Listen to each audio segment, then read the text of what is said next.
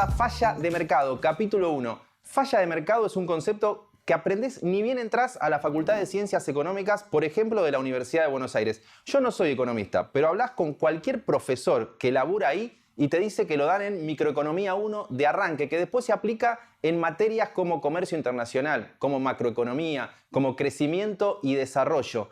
Falla de mercado es una idea que refleja que cuando interactúan los actores económicos, la oferta y la demanda, si algo falla, interviene un actor externo, el Estado.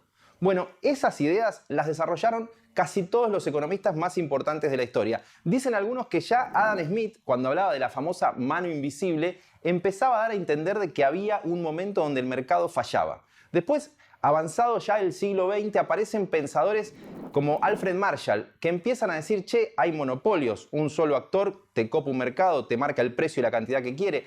Aparece el concepto de oligopolio, un par de actores que te regulan los precios, las cantidades y perjudican a los que compran, a los consumidores. Después aparecen otros tipos. En la década del 50, Paul Samuelson, que empieza a decir, che, los actores económicos generan externalidades, efectos que impactan en la vida de los otros actores económicos. Ponen el ejemplo de te ponen un baldío frente de tu casa, eso tiene una externalidad que te genera que baje el precio de tu casa.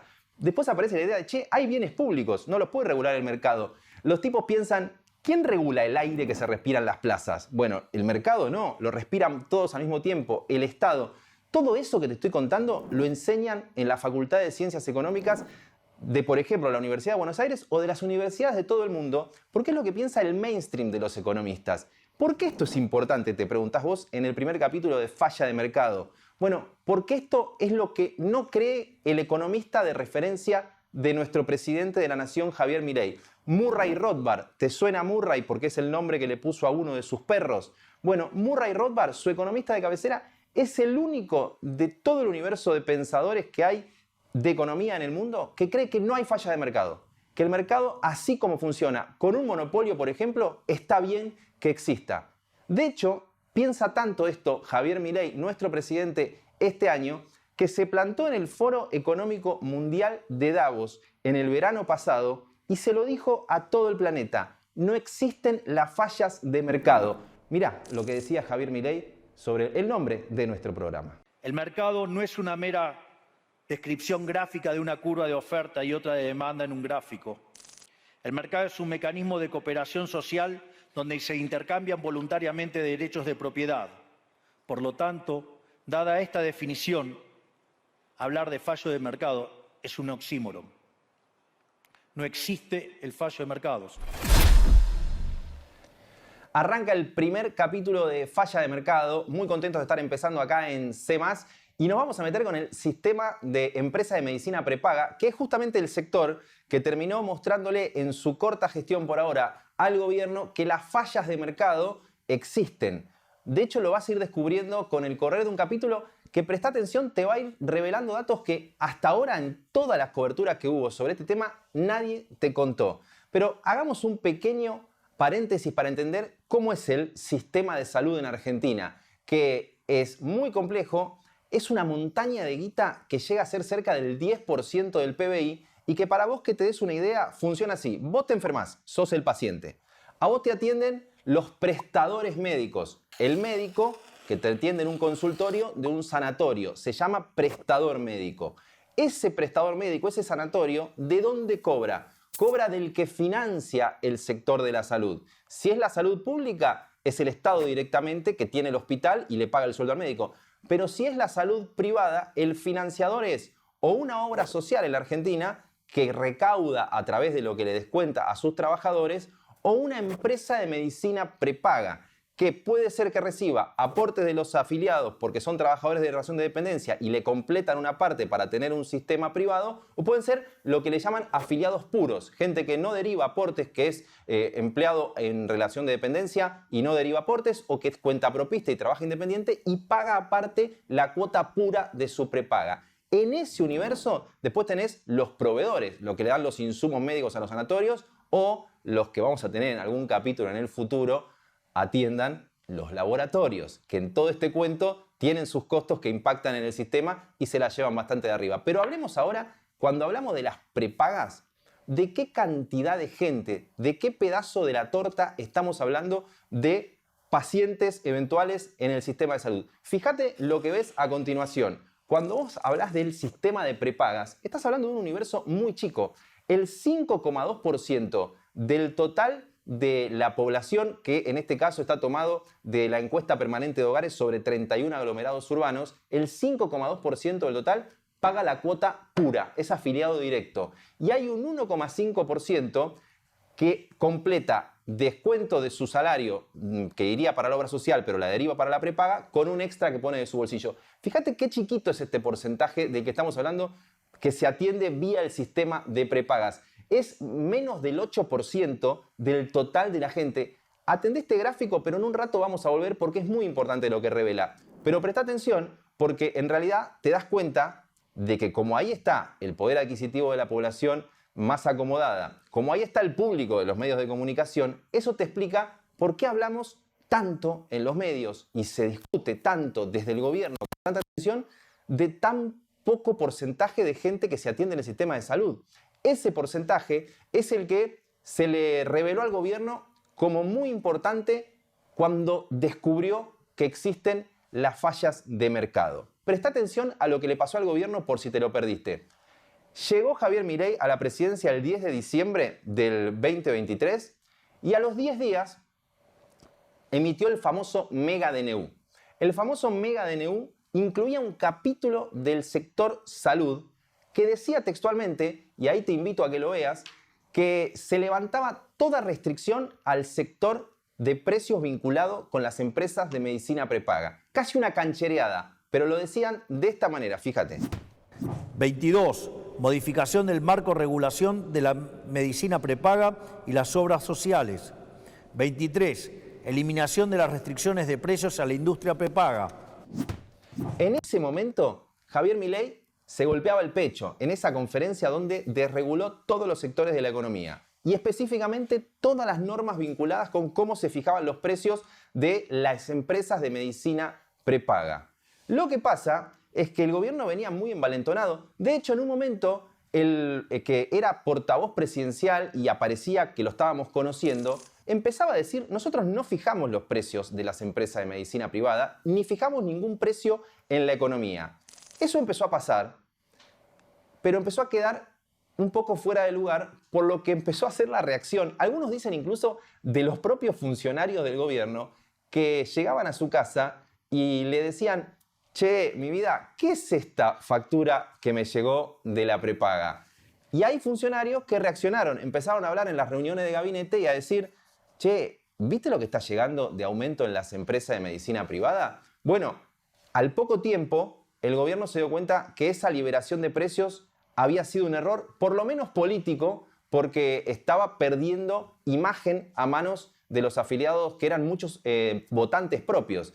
Si vos te fijás, empezó a haber gente que había votado a Milei, Cristian Buteler, un economista que votó a Milei, que tuiteó el precio que le había pasado OSDE 210, su plan, desde diciembre hasta abril, pasado un aumento que empezó a ser el promedio de todos, arriba del 160% o más. Lo mismo incluso empezó a escribir hace poco Federico Pollack, un viejo vocero de Alfonsín, que dijo, mi mujer y yo estamos pagando 900 lucas de prepaga. Bueno, eso tuvo un gráfico muy claro que te acompaño a que veas, que es cuánto le empezó a pesar en el salario el precio promedio de una empresa de medicina prepaga.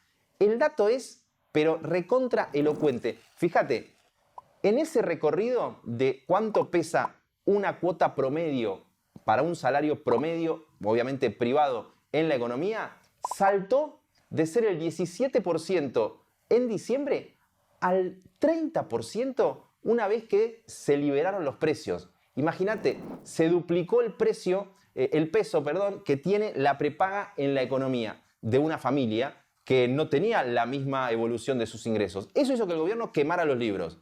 Chau, Murray Rothbard, vamos a abrazarnos a la idea de que hay fallas de mercado y se lo agradecemos porque así nos dieron la chance de darle nombre a este programa tan claramente. ¿Por qué?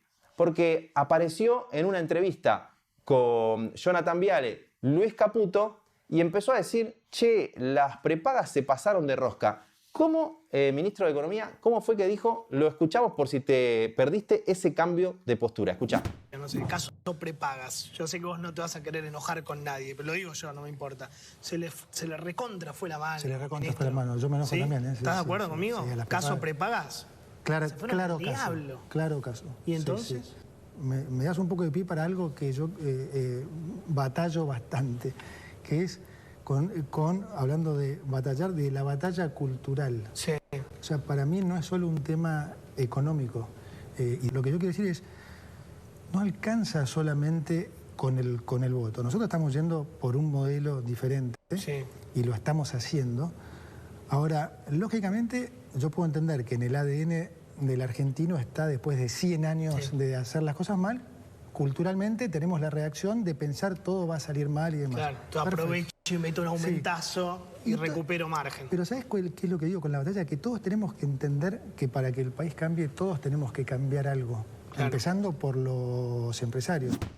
Hay toda una discusión en el gobierno, en general, con los precios, porque el propio equipo económico dice, che, había precios que estaban atrasados, que había mucho tiempo que habían subido por abajo de la inflación y si no pueden atender bien los costos, se, por ejemplo, resiente la atención, te dan un turno para los premios, no le pagan bien a los médicos y se van bajando prestadores, acordate, sanatorios, etcétera, de las cartillas de las obras sociales o de las prepagas. Entonces ahí tiene un lío esta administración o cualquiera. Pero lo interesante es cómo cambió la postura y de golpe hubo presentación judicial pidiéndole a un grupo de prepagas que retrotraigan los precios y que devuelvan la plata. Sí, esta administración interviniendo y diciendo retrotrae y devolvé, y al mismo tiempo una denuncia en defensa de la competencia diciendo, che, acá hay cartelización, las prepagas se pusieron de acuerdo. Y acá me quiero detener un segundo en el universo, creo que pocas veces contado, de quiénes están detrás de las empresas de medicina prepaga, porque si acá nos pidieron en Falla de Mercado ganar amigos, vamos a arrancar con todo en este primer capítulo. Porque pequeña historia de las empresas de medicina privada en nuestro país. Arrancan en la década del 70. Empieza a haber una medicina para ricos, para los que más guita tenían, que surge de mutuales, de agrupaciones de, por ejemplo, empresarios que juntaban guita y creaban una entidad, en algunos casos, no se rían, sin fines de lucro, para prestar una atención médica, repito, privada a un sector muy acomodado de la población. Lo que pasa es que en la década del 90 apareció Carlos Menem y dijo, che, los trabajadores van a poder derivarle sus aportes a las empresas de medicina privada. Entonces, lo que era muy elitista terminó siendo el primer cordón de atención del mundo trabajador en la Argentina. Pensá la pandemia, ¿dónde estaba el punto más caliente de atención en los grandes centros urbanos? En los sanatorios vía las prepagas. Después tenías el mundo de la salud pública, obviamente, en muchas otras partes del país. Pero quiero ir a este punto. Si el mundo de las empresas de medicina privada se terminó convirtiendo en el primer cordón de atención de la clase media, bien vale saber quiénes son los que han crecido no haciendo plata con el negocio de la salud únicamente. Fíjate cómo es el mundo de las empresas que más afiliados tienen, porque hay algunas que se llevaron más focos, más flashes, y hay otras que se las llevaron muy de arriba. Vos has escuchado hablar seguramente de Swiss Medical, porque su titular es Claudio Velocopit, y ahora vamos a ir a él para conocerlo en profundidad. Pero fíjate, si vos tenés que ver 5 empresas más importantes de medicina privada, según datos del mercado, pero posta que comparten todos los grandes empresarios de la salud, tenés Medife, que es de una asociación que se llama ACE, que tiene un referente muy visible que es el empresario Jorge Piva, que es quien está detrás del sanatorio Finoquieto. Bueno, eso es Medife.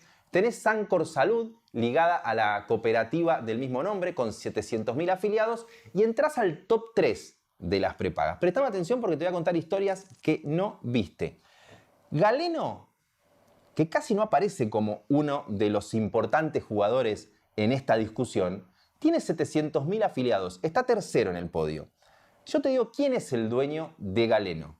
Bueno, es uno de, seguramente habría que actualizarlo, pero la última vez que Forbes lo midió, estaba entre los 30 tipos más ricos de Argentina y le habían calculado 700 millones de dólares de fortuna. Galeno es una empresa de medicina privada asociada te debe sonar al sanatorio La Trinidad.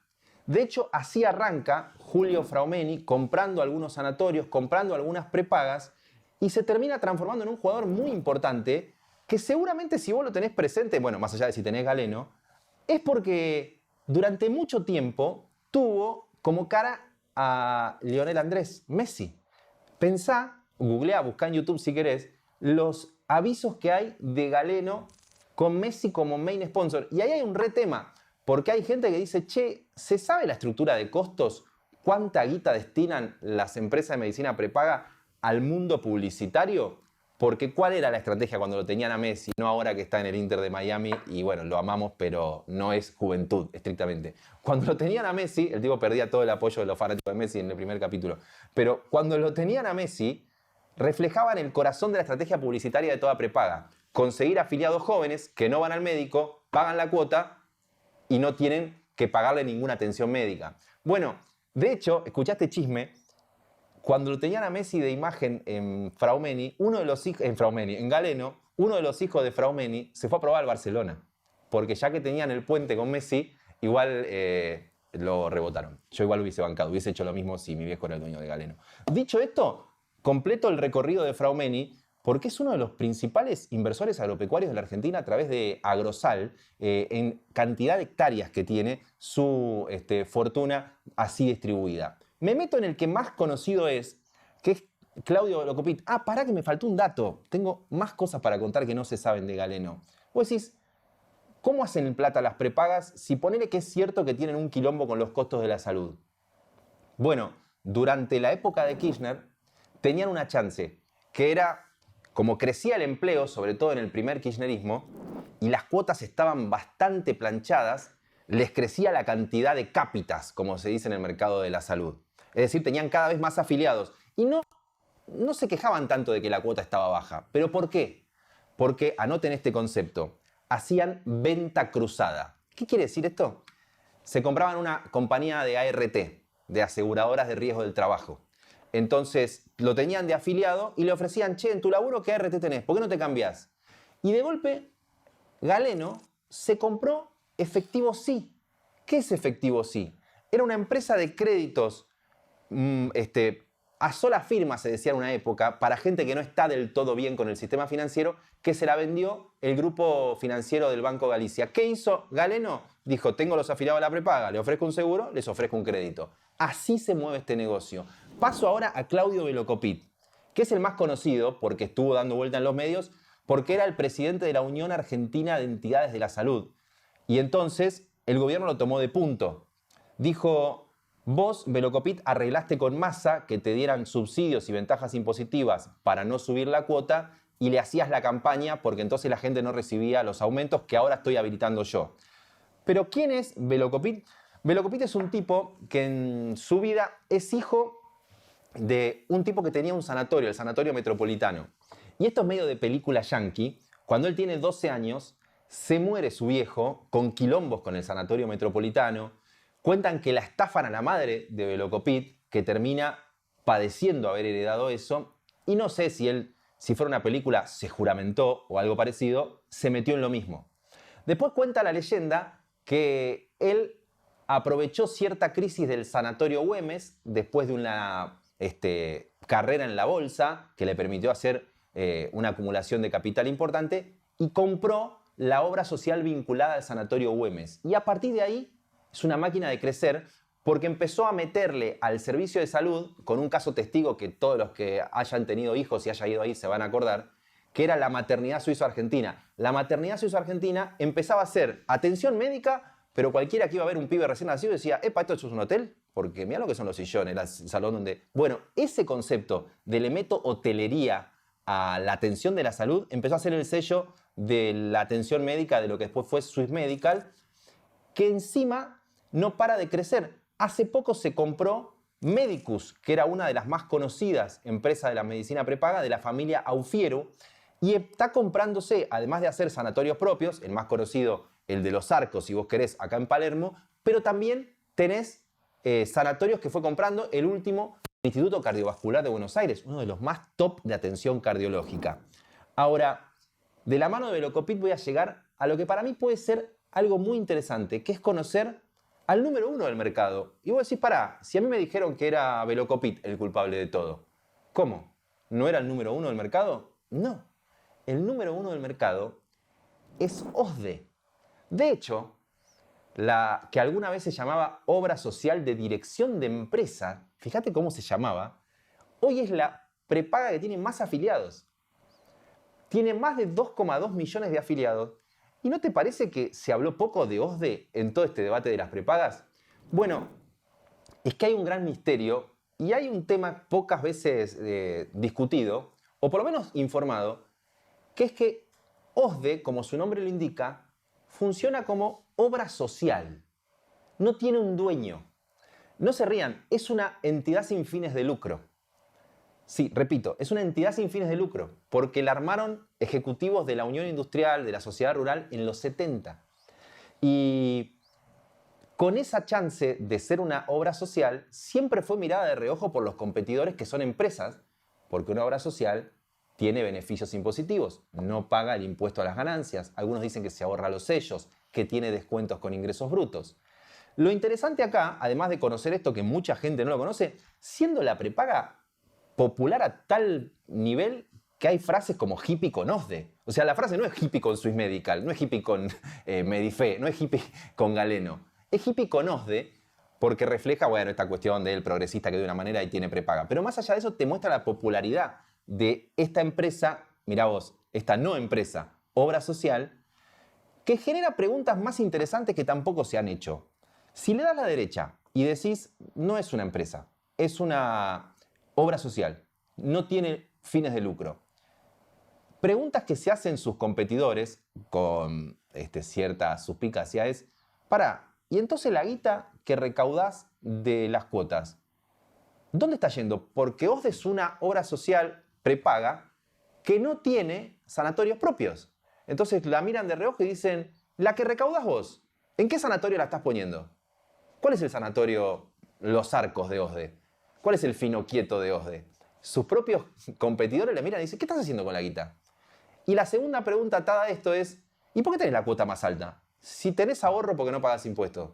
Es muy interesante cuando los empresarios de la medicina privada empiezan a hablar de sus competidores, porque uno es el afiliado, es el que eventualmente garpa y no conoce todo ese trasfondo que empieza a quedar a la luz porque el gobierno se tiene que meter reconociendo que es un sector cartelizado, con pocos jugadores, cada vez con más peso en el bolsillo de la población. Ahora, hay algo, y quiero volver al gráfico inicial de cómo se reparten los argentinos y su atención a la salud, que es el elefante en la habitación, que es, che, ¿por qué estamos dedicándole tanto tiempo a la porción más chica que se atiende en las empresas de medicina privada, cuando podríamos haber mirado el mundo de las obras sociales, que son mayormente sindicales, que atienden al 61,2% del total de los afiliados o de los pacientes, y el 32% casi que no tiene cobertura, es decir, que va al hospital público? ¿No llama la atención? ¿No aparece nunca en la agenda? ¿Qué onda el hospital público? Porque una pregunta es, ¿por qué la gente gasta tanta guita, mucha guita hoy en día, en una empresa de medicina privada? Si el hospital público funcionara bien, regularmente a muy bien, en el lugar donde lo quieras poner, la gente no diría, che, voy al hospital público de una y de última me pago una para casos de internación. Bueno, esa pregunta queda muy en evidencia porque de golpe hay sistemas de salud en el mundo que son referencia para el sistema como el argentino, que te reflejan que la discusión en esos países es cómo está funcionando el sistema público. A mí me gusta citar el caso que todos los especialistas en salud toman, que es el de el National Health Service, NHS. De hecho, en la pandemia había tanta devoción del público de Gran Bretaña por su sistema de salud, que es el NHS, que en las canchas en la Premier League había gente que cantaba NHS, NHS. De eso te estoy hablando. Pero lo que quiero marcar es cómo estamos corridos en la discusión. Porque Cuando el primer ministro de Gran Bretaña, Rishi Sunak, no importa quién, va al Congreso, le preguntan por su atención en el sistema público de salud. Pensalo acá, cuando Luis Caputo va a la tele le dice, che, ¿cómo subieron las prepagas? No le preguntan, escúchame, ¿qué estás haciendo para que mejore la atención en el sistema público? ¿Cuánta guita vas a poner en los hospitales para que haya más camas y no demoren tanto los turnos? Fíjate esto, que para mí es apasionante, el tipo se apasionaba con cualquier cosa, que es apasionante. En el Congreso británico le pregunta una legisladora a Rishi Sunak, al primer ministro, imagínate a Milei o al presidente que fuera, porque uno también tiene que preguntarse, che, ¿por qué durante el kirchnerismo el orgullo de esa gestión es que hubo más gente en prepagas y no que mirá a la gente cómo iba corriendo al hospital público? Pero dejado eso de lado, escuchá cómo una legisladora lo corre al primer ministro británico preguntándole, ¿cuándo fue la última vez que te sacaste un turno para el dentista en el sistema público? Y pensá nosotros que estamos discutiendo. Mirá eso. There are no NHS dentists taking on patients in Lancaster and Fleetwood, and for those constituents of mine lucky enough to have one, they're waiting months for an appointment. So can I ask the Prime Minister how long he had to wait for his last NHS dentist appointment? Prime Minister. Well, Mr. Speaker, as a result of the new reformed NHS dentistry contract, there are now more NHS dentists across the UK with more funding, making sure people can get the treatment they need. But Mr. Speaker, let me answer the lady directly. I am registered with an NHS GP. I have used independent healthcare in the past. I'll answer her question. I am registered with NHS GP. I have used independent healthcare in the past, and I'm also grateful to the Friarage Hospital for the fantastic care they've given my family over the years. Fíjate que el tipo tiene que aclarar, sí, yo sé medicina independiente, o sea, medicina privada, pero estoy registrado en el sistema público y es algo que acá dejamos de hacer, pensar que el tipo que gestiona tiene que gestionar no para que la cuota de la medicina privada valga menos, para que la gente lo pueda pagar, que también si corresponde. Por eso estamos contando este episodio de fallas de mercado donde el gobierno reconoce un problema en el mercado de la medicina privada.